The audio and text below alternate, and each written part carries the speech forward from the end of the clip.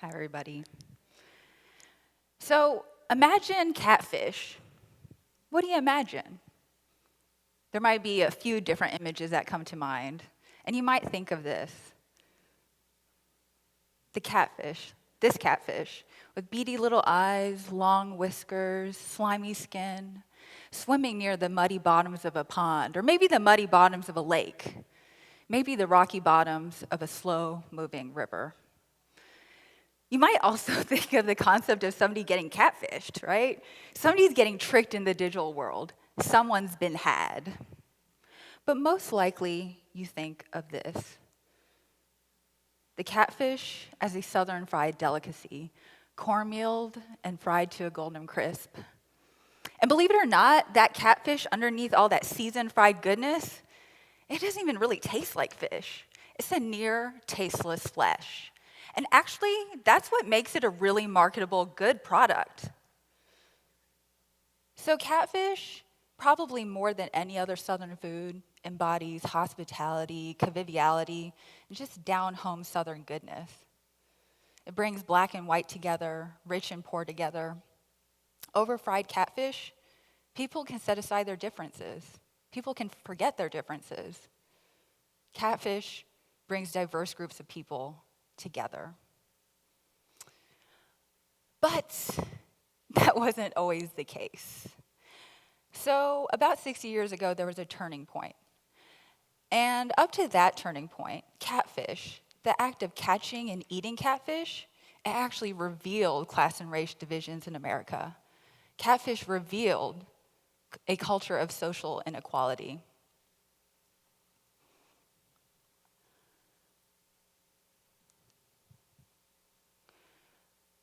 So, believe it or not,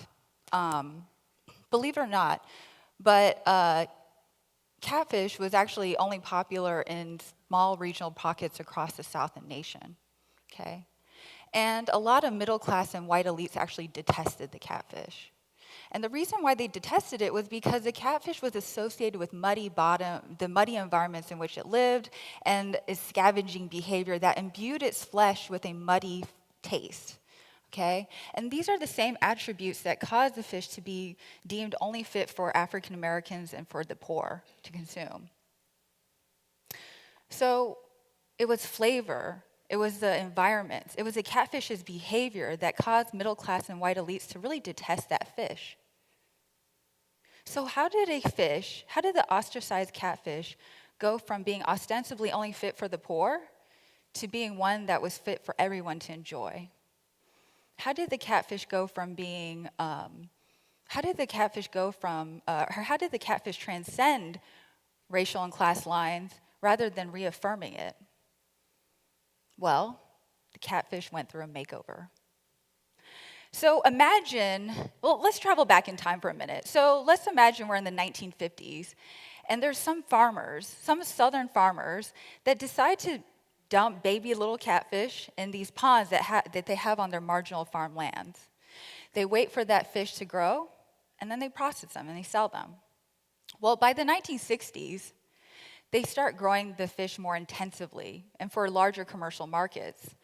For them to be successful, they actually had to expand their markets beyond these small little regional pockets across the nation. And how they did that was they focused on flavor. So,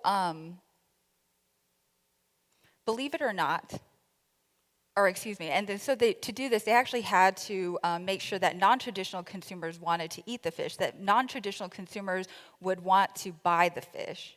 So believe it or not, the farm-raised catfish is an aquacultural product that's completely different from its wild brethren. The farm-raised product doesn't eat, live, breed, or die like it would if it lived in nature.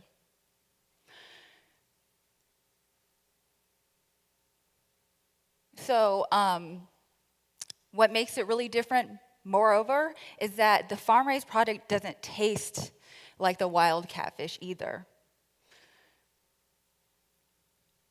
So for it to basically be marketable, the industry had to make sure that the catfish was this consistently bland, non-fishy fish.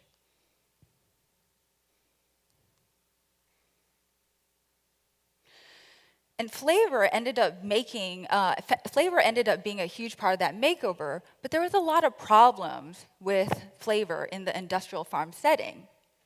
So what ended up happening was that the intensive aquaculture itself, the farm pond itself, could create a muddy, earthy, musty flavor.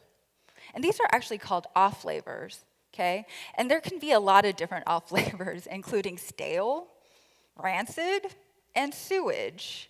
But these are much rarer flavors, and I guarantee you, you will not encounter these flavors on the market.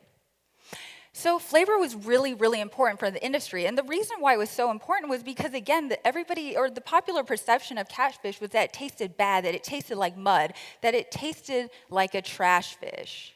So it was really important for the industry to ensure that consumers got a consistently bland, non-fishy fish. So how did they do this? Well, believe it or not, but catfish go through extensive flavor testing.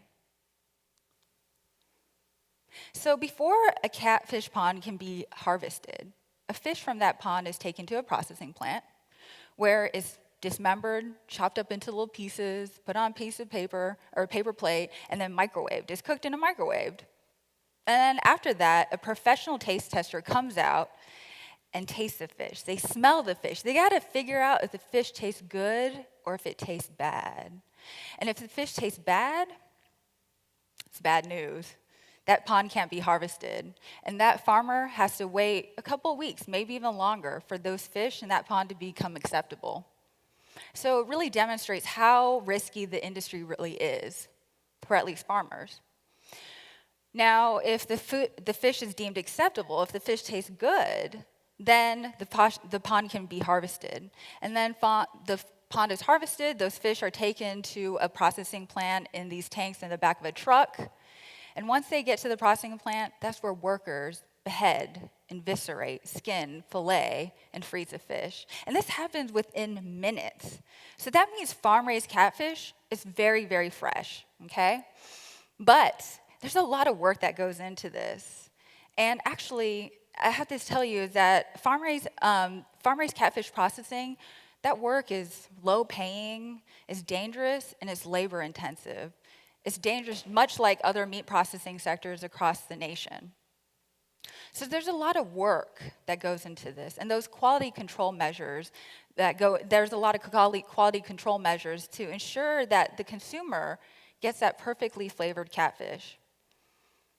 This is what happens to every single batch of catfish that goes through a plant that's grown, okay?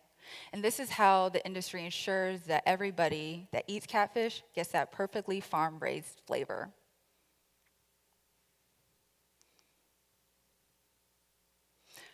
So this makeover signified a dramatic transformation from where the catfish was only a half a century ago. The catfish went from a mild, muddy fish that was deemed ostensibly only fit for the poor to one that was ostensibly fit for everyone, and it was a bland, domesticated fish. It's now deemed acceptable, if not widely appreciated nationwide. But this whole process shows the rigor to just maintain that process, right? And it really shows us how important flavor was to reimagining the catfish. It shows us how important it was to reimagine it and how important it is still to this day. So ultimately, flavor was not just about making sure something tasted good or bad. Flavor for the catfish, it was about changing the catfish's, the perception of catfish behavior, the perception of catfish environments, and the perception of those who ate the catfish, okay? This makeover reminds us that we shouldn't forget the humble roots of the catfish.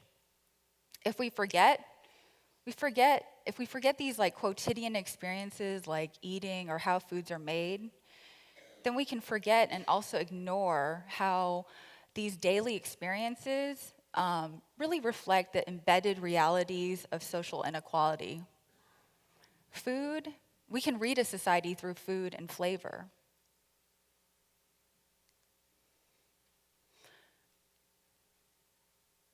So next time you eat anything, I urge you to think about how that food ended up on your plate.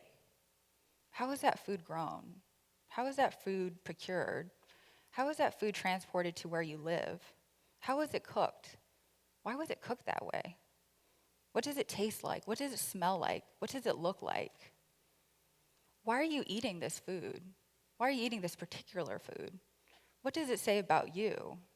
And what does it say about us? Thank you.